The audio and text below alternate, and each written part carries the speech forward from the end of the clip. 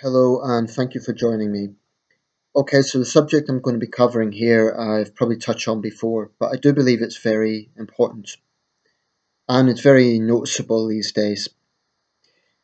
Um, I have no doubt this will offend some people, and that's unfortunate, but I feel the subject does need to be discussed.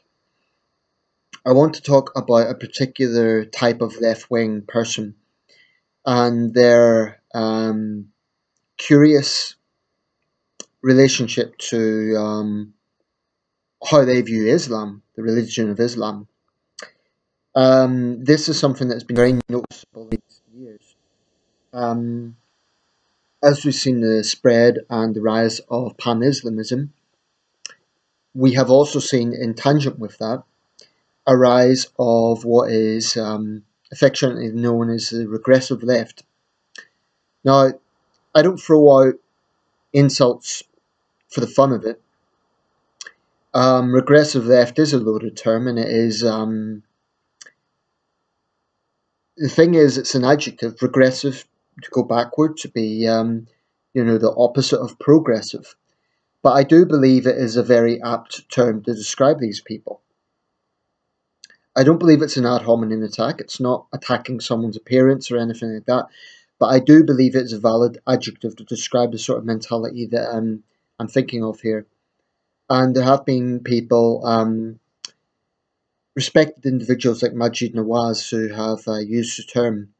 I say respected because Majid Nawaz, a former Islamist himself, has turned his life around and has been very outspoken in the need to tackle Islamist mindsets. But he is not alt-right, he's not a neo-Nazi, he hasn't went to the other extreme. In my opinion, he's simply a level-headed, intelligent guy who makes a lot of valid points. I don't absolutely agree with every single thing he says, but I think he does talk a good deal of sense. And he is someone worth listening to as he has experienced this. He never went to the extent of terrorism, but he, at one point in his life, was sympathetic to Islamist ideology.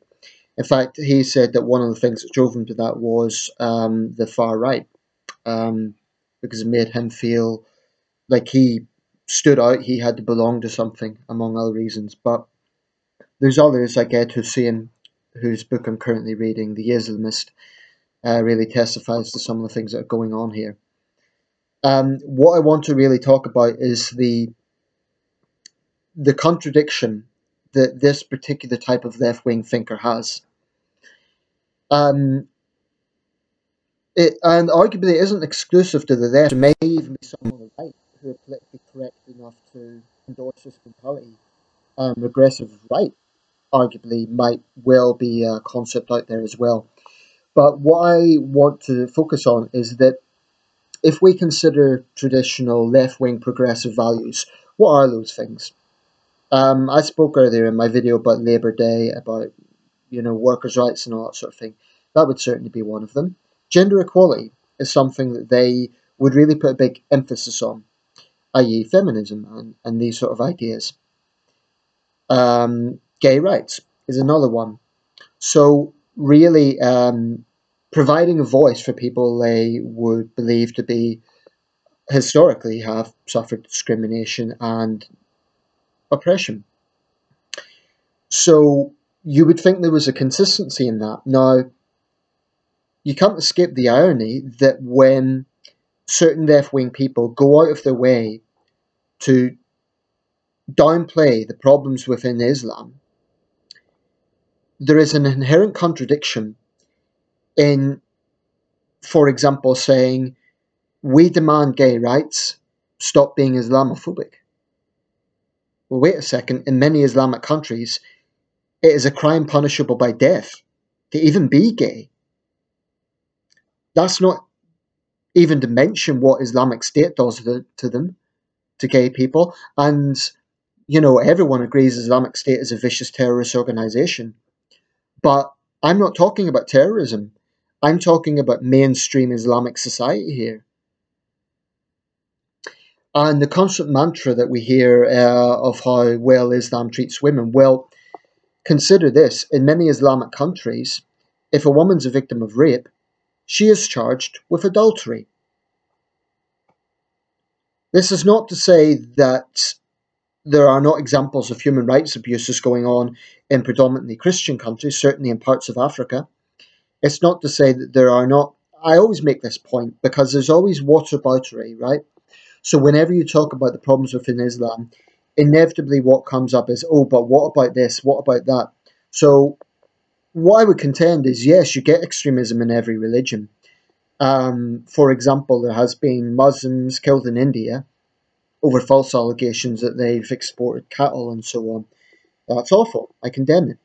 You get Christian fanatics in parts of Africa who would want to kill gay men for no other reason than being gay. So yeah, you get extremism in every religion. Buddhists in Myanmar persecuting the Rohingya people. Yeah, you get extremism in every religion, but I still would argue that there is a unique sense of political Islam which stands out from the other religions in a more palpable and more global sense than, for instance, political Christianity or political Hinduism or political Buddhism. In the end of the day, you may get Christians with extreme views, but you don't get Christians blowing up unbelievers. You just don't. You may get Hindus with extreme views within India, but generally speaking, they don't want to export that Hindu fanaticism to other countries. This is a difference, and I think it is a very important difference. I believe that the religion of Islam has some inherent fundamental problems. I don't believe the answer is just to say that Islam as a whole is evil or to abolish Islam. I don't think that's workable. That's why I don't endorse the views of certain right-wing leaders like Geert Wilders. Marine Le Pen, I need to look more at her specific policies, but the reason I don't endorse those sort of movements is, for one thing, I think they go down a certain line that distracts from the core points. For instance, they want to attack all migrants. I think that's a mistake because often migrants are themselves fleeing Islamic persecution, especially Christian migrants. Every Thursday I go to a community centre and there's refugees there now, and quite a large number of those people are Christians who have fled Iran, who have fled parts of the world because they have been persecuted as Christians. So when far-right parties, neo-nationalist groups, whatever you want to call it, attack all refugees, I don't endorse that. I think that's a mistake. But anyway, to stick to the point here, what I find utterly insufferable about the regressive left is that hypocrisy. They will preach about tolerance, they will preach about inclusiveness, about diversity, about all of these things. But if you cannot bring yourself to condemn the brutal murder of unbelievers, to condemn the persecution of atheists in Saudi Arabia, to condemn the persecution of the Ahmadi or Sufi people in Pakistan, and Christians for that matter, if you cannot bring yourself to recognize that there is a serious problem with honor killings, and I'm aware that isn't just within Islam, I get that. If you think that even talking about those things is Islamophobic or bigoted, you really have a problem, because what you're trying to do, you think that you're being noble and wise, but what you're actually doing is closing down legitimate debate. Now, if you get someone who is genuinely stirring up hatred against all Muslims, that's a different matter. I've said before, the reason I don't endorse Britain First is because of their tactics. I think that's counterproductive, and I think is misguided. Barging into mosques is not the way to deal with pan-Islamism. But the regressive left's answer is to simply downplay it. What they will say is, oh, there's a few extremists, but we can't say all Muslims are the same. Now, that mantra, but they're not all the same, it's true. But what it fails to recognise is that in conservative Islamic societies like Pakistan, that mentality is the mainstream. It is. If you doubt me, when Mashal Khan was lynched, young student, well-documented case, brutally beaten to death over an alleged blasphemy, the sort of mentalities that were coming out were to condemn his death because it was extrajudicial. This is very important. This wasn't a blanket condemnation, i.e., this was barbaric. This was, oh, it was wrong, they were murderers. They killed him extrajudicially. If he was guilty of blasphemy, he should have went to court.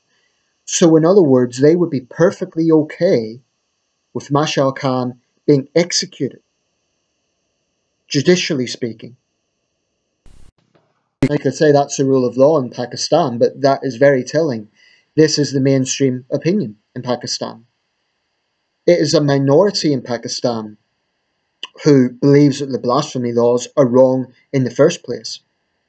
The minority. And that's just a fact. And what I find insufferable is that there is a very, very palpable war on free speech going on by the regressive left. They really do want to silence people, because they endorse a mentality that if you question anything deemed to be the other, i.e. not part of, let's say, mainstream Western society, that is automatically based on an assumption that it's coming from a point of racism or bigotry. So if you criticize regressive practices within Islam, oh, it's because you hate Muslims. That's what I find insufferable. So how can we have any dialogue on this? How can we have any debate if, as a starting point, they're going to charge you with racism or bigotry? It's very, very, very difficult. And I find it utterly insufferable.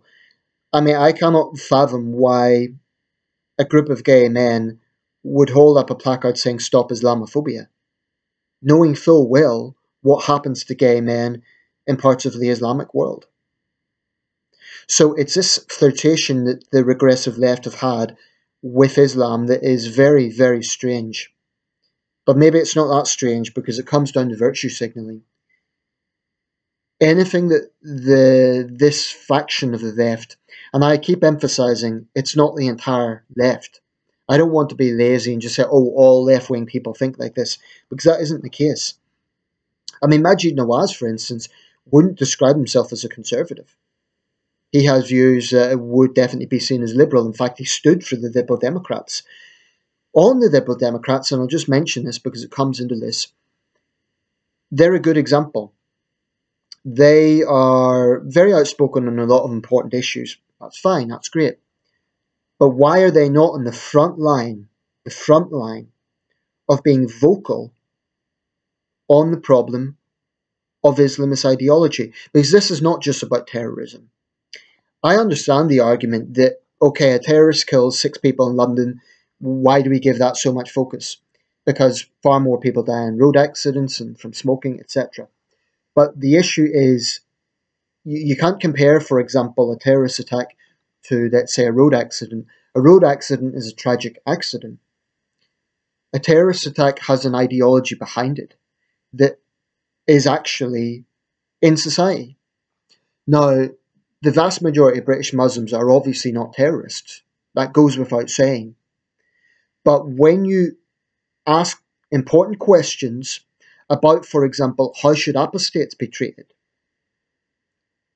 I think a big part of the problem here is that too much of the conversation is being about terrorism. Terrorism is important, of course it is. But there's deeper issues at stake here, and that is an institutional clash with British values. Now, what reformist Muslims argue, and I really, really want them to have a much bigger voice, is that there needs to be a westernized Islam. That is to say, an Islam that isn't in contradiction with Western values. Now, this is where some of my right-wing viewers might disagree with me, because for some people they might say Islam is incompatible, full stop. Well, I don't know. Think of Christianity. Think of where Christianity was 500 years ago. It was burning heretics at the stake. It was vicious sectarianism between Catholics and Protestants. It was more or less where Islam is today.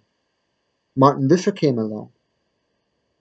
And Christianity today, it has problems, but it has definitely progressed a long way since then. So I don't think it is totally implausible to have an Islamic Martin Luther. It would be a big thing, but either that or you take the view, let's ban Islam, and I don't think that's workable. I don't think it's workable. Because even if you ban it, it's just going to go underground. You know, people will just practice it in their own homes. So I don't think that's workable. But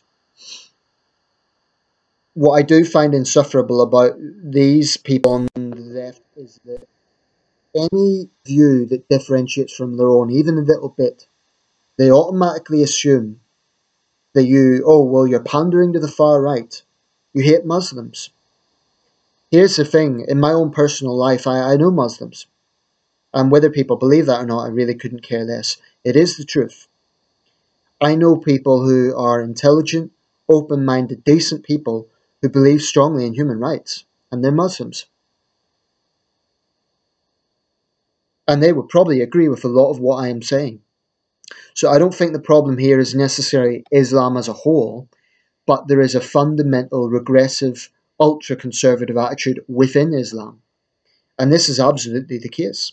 If you look at the situation in Islamic majority countries, even relatively moderate Indonesia, Malaysia, and Bangladesh, those three countries traditionally were not real. They weren't Pakistan, they weren't Iran.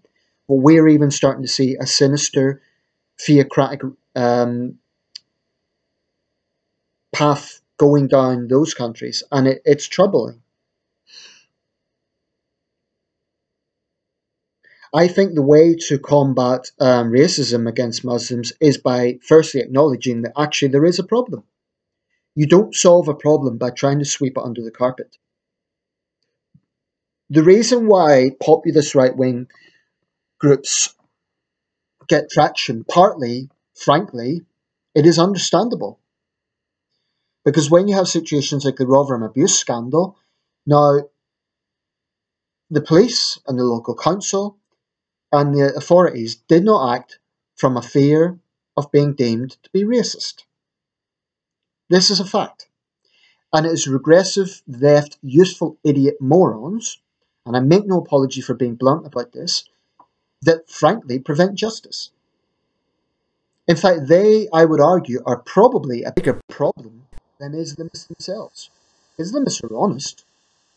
You know, their mindset, their philosophy is abhorrent, but they're honest.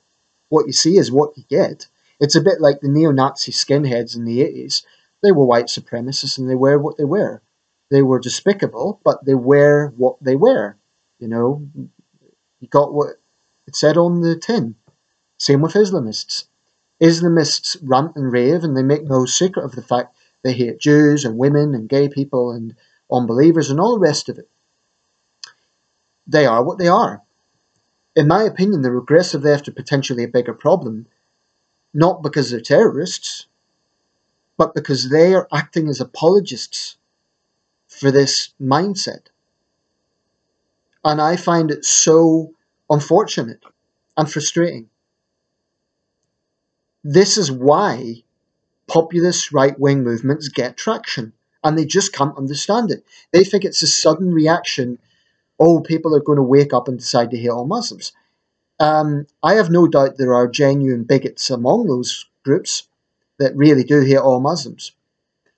But without a centre ground, speaking common sense and saying, well, actually there is a problem and we need to talk about this, we need to address it, and we need to be absolutely clear that this is going to be tackled head on, then of course those populist fringe organisations are going to get support.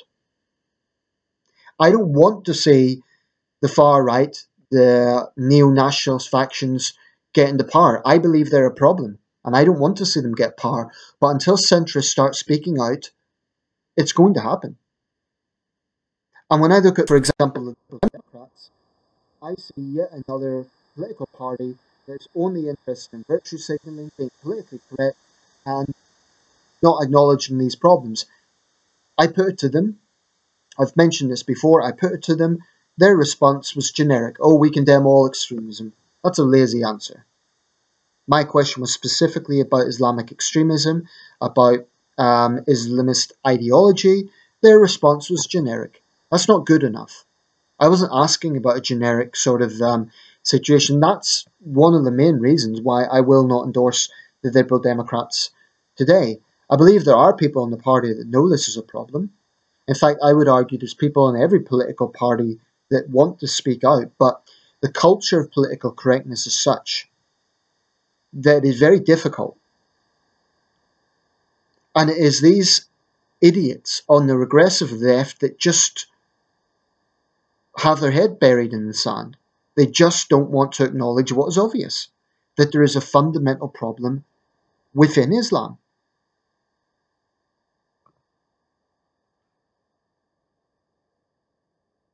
That's why I am so wary of so-called Islamophobia bills that are being pushed in countries like Canada and Australia. They're presented as Islamophobia bills to stop discrimination against Muslims, but unchecked, these will become blasphemy bills. I really do fear that.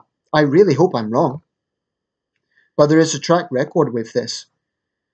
Um, and it's very, very concerning. We have to have the absolute freedom to criticize Islam and talk about these problems. Now, in terms of hate crime, that's a different matter. If, for instance, you get situations where Muslims are being attacked for no other reason than they're Muslims, that's wrong. It needs to be treated like the crime that it is. So, for instance, the Quebec City mosque attack and the elderly man who was attacked in Birmingham a few years ago, incidents like that do happen and they're wrong.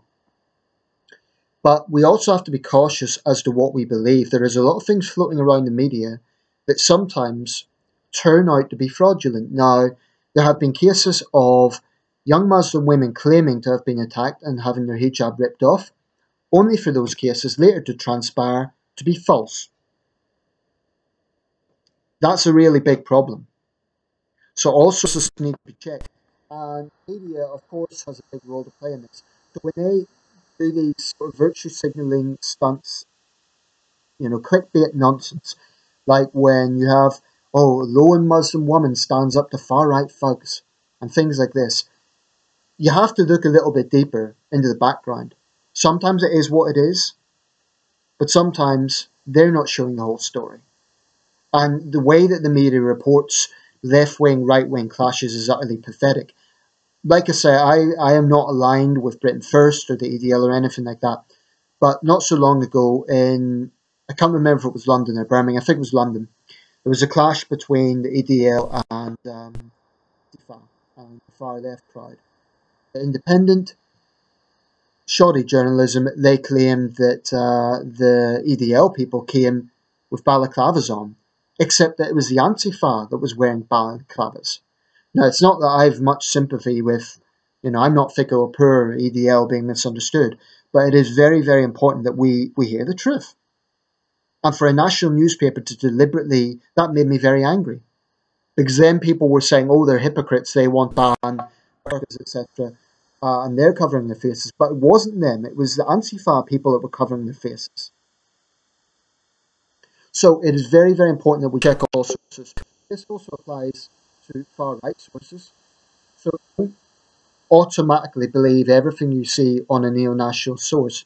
Double-check everything. Because they could equally be spreading. I mean, I'll give an example. They passed around footage or a photograph pertaining to show Muslims celebrating the London attack. It turned out to be British Pakistanis celebrating a cricket win from 2009. So we have to double check everything. Think critically, think logically, and not be afraid to talk about these issues. This doesn't mean getting into yelling matches with people. It doesn't mean being insulting for the sake of it, being crude. But these things have to be discussed. And it just really saddens and frustrates me that there are so many people out there, seemingly a lot of people, who automatically, when they hear Islamism being discussed, their little minds think bigotry, far right, racism. It's pathetic. Unless someone is being explicitly racist or explicitly like, oh, I hate all Muslims, then try thinking before you smear someone in that way. Okay, I'll leave it there. This has been quite a lengthy video, but I feel this was very important to discuss. Thank you for watching.